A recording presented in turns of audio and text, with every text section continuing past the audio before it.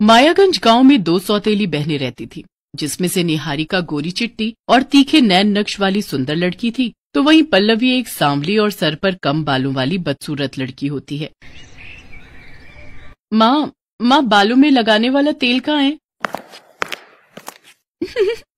पल्लवी, क्यों तू बेकार में हमारा तेल और शैम्पू खर्च करके अपने इन बचे खुचे 4 बालों को बचाने की कोशिश कर रही है? वैसे एक बात कहूँ, भगवान ने भी तुझे बड़ी जल्दी में बनाया होगा, तभी तो काली पीली शक्ल के साथ सिर पर ये 4 बाल देकर भेज दिया। निहारिका, तुझे मेरा मजाक उड़ाकर क्या मिलता है? मुझे तो बड़ा मजा आता है। अच्छा सच बता, मेरी खूबसूरती देखकर तुझे जलन तो बड़ी होती होगी ना, है ना? क्यों, सच कहा ना मेरी सौतेली काली बहन? पल्लवी लगातार अपनी सौतेली बहन के तीखे तानों को सुन रही थी। उसके मन की कुड़हन उसकी डबडबाई आंखों से बाहर आ रही थी, मगर वो सिर्फ मुंह खोकर उसकी सारी बातें सुन रही थी, क्योंकि स्वाभिमान के हक में जुबान खोलने की संजीदगी उससे छीन ली गई थी। वो बिना कुछ कहे अपना बैग लेकर कॉलेज चली जाती है। वहां पहुंचकर उसके कॉलेज की लड़कियां उसका मजाक उड़ाते हुए कहती हैं, देखो देखो आ गई काली कलूटी अपने बॉय कट बालों के साथ रैम्प वॉक करती हुई। इसके झड़ते बाल देखकर तो मुझे शक है कि कहीं कैंसर के कीड़े इसके बाल ना खा रहे हो। ऐसी लड़की को तो कॉलेज से बाहर निकाल फेंकना चाहिए। कॉलेज के सभी लड़के लड़कियों से नापसंद करते थे और उसका कॉलेज में आने पर विरोध करते थे, जिसके कारण वो सभी उसके ऊपर टमाटर फेंक कर मारते हैं। इसके झड़ते बाल, इसके अंदर जरूर कोई बड़ा रोग पल रहा है। प्लीज मत मारो, मुझे सच में कोई बीमारी नहीं है, मुझ पर ये अत्याचार मत करो। चल झूठी, तेरे ये झड़ते बाल जरूर कोई तो रोग है तुझे। अरे ओ काली चुड़ैल, ये लाल पीली होकर कहाँ से आ रही है? तभी निहारिका भी कॉलेज से घर आ जाती है और कहती है, माँ मैंने सुना है कि इस काली कलूटी को कैंसर है। कैंसर? मैं तो कहती हूँ माँ इसे घर से चलता करो, वरना ऐसा ना हो कि इसका कैंसर का रोग हमें ही लग जाए। नहीं माँ, मुझे मत निकालो, आप लोगों के अलावा मेरा है ही कौन? मैं कहाँ जाऊंगी? कहीं भी जाकर मर, हमें क्या? वैसे भी इस बदसूरत शक्ल से और कम बालों के साथ कौन ब्याह करेगा तुझसे? ताउम्र हमारी छाती पर ही बोझ रहेगी। चल अब निकल यहाँ से। बिल्कुल सही कहा माँ, इसे तो धक्के मारकर बाहर करो। फिर वो दोनों धक्के मारकर बेचारी पल्लवी को निकाल देती हैं। पल्लवी रोती हुई जंगल की ओर चली जाती है। काश कि मैं पैदा होते ही मर जाती। ये काला रंग और कम बाल तो मेरे लिए श्राप बन गए। हर कोई मुझसे नफरत करता है। आज कॉलेज में मुझ पर वार हुआ है। सौतेली माँ ने भी घर से निकाल दिया। कल को समाज वाले भी मेरा बहिष्कार कर देंगे। माँ तुम कहाँ हो? क्या तुम्हें अपनी बेटी पर जरा भी दया नहीं आती? मेरा दुख क्यों नहीं देख पा रही हो तुम?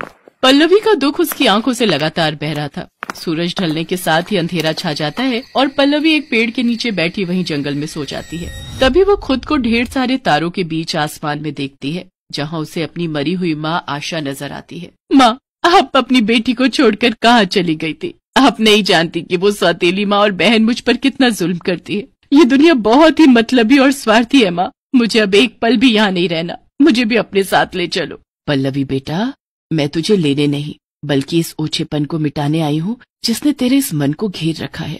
तभी आशा के अंदर से एक तेज प्रकाश उत्पन्न होता है और वो पल्लवी के अंदर समा जाता है। उस तेज प्रकाश के पल्लवी में समाते ही उसके सिर पर लंबे घने रेशमी बाल आ जाते हैं, साथ ही उसका रंग गोरा हो जाता है।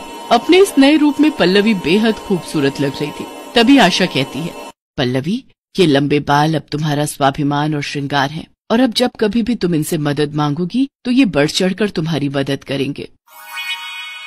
अरे वाह, मेरे बाल तो सचमुच के लंबे बाल हो गए हैं और मेरा रंग भी गोरा हो गया। अब तो मुझे वापस अपने घर जाना चाहिए। कुछ देर बाद वो अपने घर पहुंचती है। वहां पहुंचकर जैसे ही उसकी सौतेली माँ और बहन उसके लंबे घने बालों और गोरा रंग देखकर हैरान हो जाते हैं। माँ, निहारिका देखो मेरे बाल लंबे हो गए हैं। कल रात में जंगल में सो रही थी तो मेरी माँ मेरे सपने में आई और उन्होंने अपनी शक्ति से मुझे ये जादुई लंबे बाल दिए हैं। क्या जादुई लंबे बाल? पहले तू हमें अपने इन जादुई बालों से कोई करामात करके दिखा, तो ही यकीन होगा हमें। ऐ मेरे जादुई लंबे बाल, दिखा दे अपना कमाल। जैसे ही पल्लवी ऐसा कहती है तभी उसके बालों से एक प्रकाश उत्पन्न होता है और उसमें से ढेरों नोटों की गड्डियां निकलने लगती हैं। अरे वाह मेरी पल्लवी, मेरी बच्ची, मैं तो तुझे बेकार ही खोटा सिक्का समझती थी। लेकिन तू तो खजाना निकली। मेरी बच्ची इन बालों के साथ और गोरे रंग के साथ कितनी खूबसूरत लग रही है। नजर ना लगे मेरी लाडो को किसी की। बेटा, जो भी हुआ उसे भूल जा। देख, परिवार में तो ये सब चलता ही रहता है। अब तो तू यहीं रहेगी हमारे। जादुई लंबे बालों के कारण अब पल्लवी को वो सभी सुख मिलने लगे जिसकी उसने मात्र कल्पना की थी। अब तो वो अपनी सौतेली माँ की चहेती बन चुकी थी। एक रोज जब पल्लवी अपनी माँ के साथ मंदिर से लौट रही थी तो उसको एक औरत मिली जिसे कोढ़ था। कोई मेरी मदद करो। क्या हुआ माँ जी, क्या परेशानी है आपको? अरे पल्लवी, हाथ मत लगा इस बुढ़िया को, देख नहीं रही इसे कोढ़ है, कहीं तुझे न फैला दे। और अगर एक बार कोढ़ हो गया तो पूरे शरीर में फैलते देर नहीं लगती फिर। कुछ नहीं होगा मुझे माँ, डरो मत। बेटा, मुझे इस कोढ़ ने जकड़ रखा है। मैं हर रोज इससे सड़ कर मर रही हूँ। मुझे इस रोग से मुक्ति दिला दे और एक नया जीवन दे दे। ऐ मेरी जादुई लंबे बाल, जरा दिखा तो अपना कमाल। जो ये चाहती हैं वो इन्हें मिल जाए। तभी उसके बालों से एक रोशनी उत्पन्न होती है जिसमें से दूध में गुलाब और गंगा जल मिली हुई धारा उस कोढ़ी औरत पर जा गिरती है और देखते ही देखते उसका सारा कोढ़ खत्म हो जाता है और वो पूरी तरह स्वस्थ हो जाती है। तुम्हारा बहुत बहुत शुक्रिया बेटा, आज तेरी वजह से मुझे नया जीवन मिला है। भगवान तुझे हमेशा खुश रखे। इसके बाद पल्लवी घर चली जाती है। उसके यहाँ अक्सर पीड़ित और दुखी लोगों का आना जाना लगा रहता, लेकिन पल्लवी किसी को भी खाली हाथ नहीं जाने देती और सबकी मदद करती। ये सब देख निहारिका को उससे बहुत जलन होती है।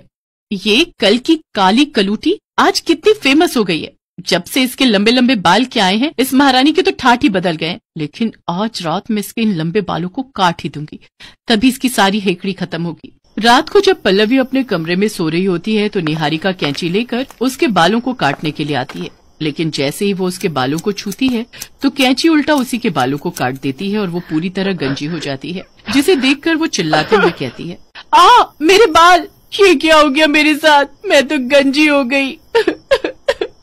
अरे क्या हो गया, ये आधी रात को कौन चिल्ला रहा है? अरे निहारिका, तू गंजी क्यों हो गई? पता नहीं माँ, मैं तो इस सौतेली बहन के बाल काटने आई थी, लेकिन कैंची अपने आप ही मेरे बालों पर चल गई। तो तुझे किसने कहा था इसके बालों को काटने के लिए? अब देख, तूने खुद ही अपने पैरों पर कुल्हाड़ी मार ली।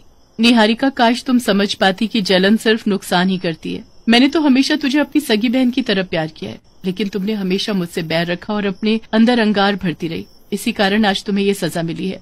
पल्लवी की बात सुनकर निहारिका का सिर शर्म से झुक जाता है और वो फूट फूट कर रोते हुए पल्लवी से माफी मांगती है। पल्लवी उसे क्षमा कर देती है और अपने जादुई लंबे बालों से उसके सिर पर फिर से बाल ला देती है। इसके बाद कामना और निहारिका पल्लवी को खूब प्यार और सम्मान देने लगे।